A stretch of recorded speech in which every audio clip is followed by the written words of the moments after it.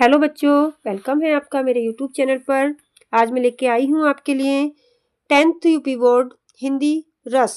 रस का बहुत ही महत्वपूर्ण स्थान है आपके यूपी बोर्ड में। यूपी बोर्ड में रस से रिलेटेड 2 क्वेश्चन नंबर के क्वेश्चन आते हैं, तो आइए आप लोग देखिएगा। रस की परिभाषा और उदाहरण। वीडियो को स्टार्ट करते हैं। रस की परिभाषा और उसके उदाहरण। सरल शब्दों में हम रस को कह सकते हैं आनंद। रस का शब्द अर्थ होता है आनंद लेना। अगर हम किसी चीज में आनंद प्राप्त कर रहे हैं तो वही हमारा रस होता है। काव्य या साहित्य को पढ़ने, सुनने या नाटक को देखने से पाठक या दर्शक को जो अलौकिक आनंद प्राप्त होता है उसे ही रस कहते हैं। नेक्स्ट है रस की शास्त्रीय परिभाषा। आचार्य भरत मुनि के अनुसार रस क्या है? संस्कृत के महान विद्वान आचार्य भरत मुनि ने अपने नाट्य शास्त्र में रस की परिभाषा इस प्रकार से दी है। विभाव, अनुभाव, व्यभिचारी, संचारी, संयोग, निष्पत्ति।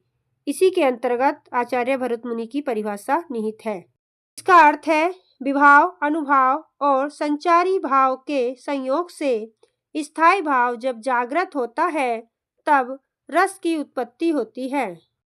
रस के प्रमुख अंग। रस के जो प्रमुख अंग होते हैं वह 4 होते हैं। किसी भी रस के बनने के लिए 4 तत्वों की आवश्यकता होती है। पहला है स्थायी भाव।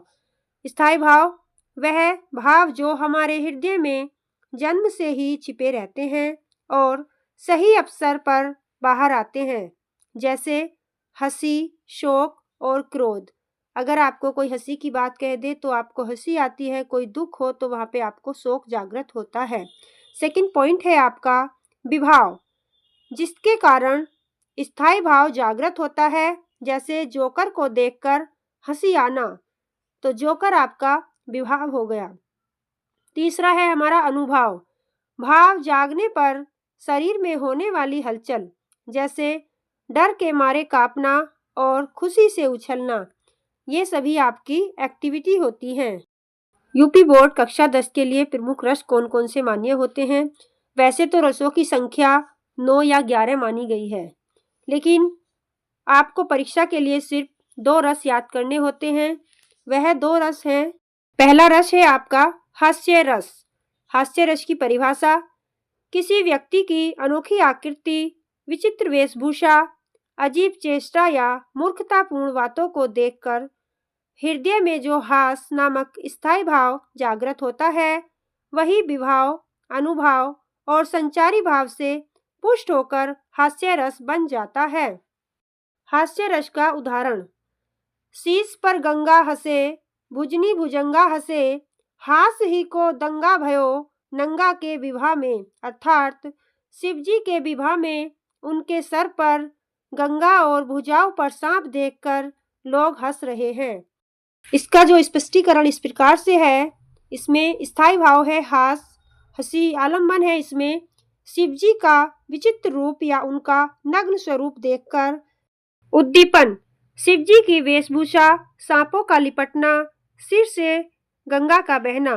अनुभाव: दर्शकों का हंसना, मुस्कुराना या दंग रह जाना। संचारी भाव: हर्ष, खुशी, चपलता या चंचलता, उत्सुकता, ये इसके तत्व होते हैं। करुण रस। करुण रस की परिभाषा: प्रिय वस्तु या व्यक्ति के विनाश या वियोग से उत्पन्न होने वाले शोक को करुण रस कहते हैं। आप बात करते हैं करुण रस की। जहाँ अत्यंत दुख या शोक का वर्णन हो, इसका स्थायी भाव शोक है, उसी को हम करुण रस कहते हैं। करुण रस का उदाहरण: हे खग मृग हे मधुकरण श्रेणी, तुम देखी सीता मृग नयनी। इस उदाहरण के अंतर्गत भगवान राम अपनी प्रिय सीता के बिछड़ने पर दुखी होकर पशु पक्षियों से उनका पता पूछ रहे हैं। यहाँ गहरा शोक है, इसीलिए यहाँ पर करुण रस है। बस ये 2 रस याद कर लीजिए आप 10th क्लास यूपी बोर्ड के लिए। आपके 2 नंबर पक्के हैं। ऐसे ही वीडियो के लिए लाइक और सब्सक्राइब जरूर कीजिएगा। अगर आप चाहें तो कमेंट बॉक्स में लिखकर बताइएगा। आपको रस से रिलेटेड कुछ महत्वपूर्ण प्रश्न लेके आ जाऊंगी। अगर आप चाहते हैं तो मुझे कमेंट बॉक्स में ज़रूर लिखकर बताइएगा। और मेरे वीडियो पर लाइक, हाइप और चैनल को सब्सक्राइब ज़रूर कीजिएगा। मिलते हैं ऐसी एक और वीडियो के साथ, तब तक के लिए बाय।